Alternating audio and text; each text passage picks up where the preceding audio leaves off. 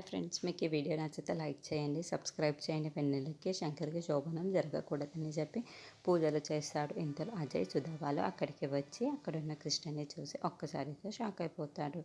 ఏంటి ఇదంతా కృష్ణ అని చెప్పేసి అజయ్ అడుగుతూ ఉంటాడు. ఆ మాటలు వినగానే అక్కడున్న వైష్ణవి అయితే చాలా కోపంగా, ఇంకేముంది, ఇదిగో అక్కడున్న వెన్నెలకి శంకర్కి శోభనం జరగకూడదు అని చెప్పేసి ఇక్కడ ఇతను పూజలు జరిపిస్తున్నాడు, పూజలు చేసుకుంటున్నాడు, పూజలు అని చెప్పేసి చాలా కోపంగా మాట్లాడుతూ ఆ మాటలు వినగానే అక్కడున్న కృష్ణ అయితే ఇంట్లో ఉన్న అందరూ అయితే ఒక్కసారిగా షాక్ అయిపోతారు.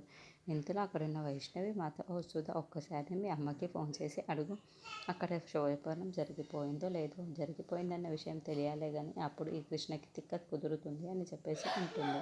ఆ మాటలు వినగానే అక్కడున్న సుధా అయితే సరే అని చెప్పి వాళ్ళమ్మ సుధకి ఫోన్ చేస్తూ, ఏంటమ్మా ఇప్పుడు ఇలా ఫోన్ చేశావు అని చెప్పేసి అడుగుతూ ఉంటుంది. ఆ మాటలు వినగానే అక్కడున్న సుధా అయితే అక్కడ వెన్నెలకి శంకర్కి శోభనం జరిగిందా అమ్మ బాగా అని చెప్పేసి అడుగుతుంది. ఆ మాటలు వినగానే అక్కడున్న వాళ్ళ అమ్మ మాత్రం, లేదు, ఎక్కడ జరగనిస్తుంది, ఆ నాగమ్మ ఆ శోభనం జరగలేదు అని చెప్పేసి అంటుంది. ఆ మాటలు వినగానే అక్కడున్న కృష్ణ అయితే చాలా సంతోషించి, దేవుడా నువ్వు ఉన్నాడు, దేవుడా నా పూజల్ని ఫలింపచేశావు దేవుడా అని చెప్పేసి చాలా గంతులు వేశాడు.